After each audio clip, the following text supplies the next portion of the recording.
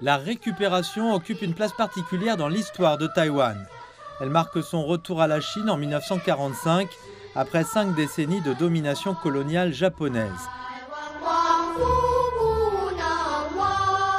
Cette domination a commencé quand la dynastie Qing a été contrainte de céder Taïwan et les îles Penghu au Japon en 1895.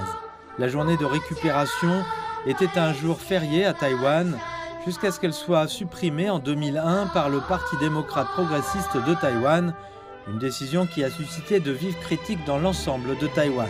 Le Parti démocrate progressiste a complètement évité de mentionner la victoire de la libération de Taïwan du joug colonial japonais. Il y a 130 ans, l'armée japonaise a envahi Taïwan et nous avons subi de lourdes pertes. Mais notre société semble ignorer cette histoire.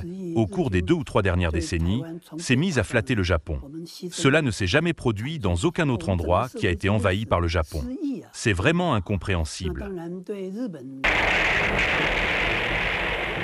L'histoire parle d'elle-même.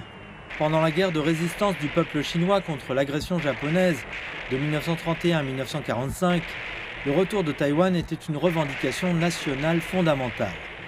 La déclaration du Caire de 1943, publiée par la Chine, les États-Unis et le Royaume-Uni, stipulait que tous les territoires que le Japon avait volés à la Chine, y compris Taïwan et les îles Penghu, devaient être restitués. En septembre 1945, le Japon a signé l'acte de capitulation, s'engageant à restituer tous les territoires volés à la Chine.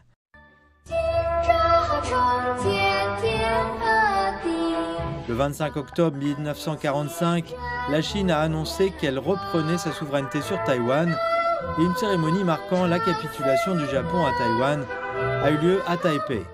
Aujourd'hui, les appels en faveur d'une identité nationale fondée sur le principe d'une seule Chine se multiplient à Taïwan. Pourquoi les populations des 2 côtés du détroit de Taïwan se sont-elles unies pour lutter résolument contre l'invasion japonaise?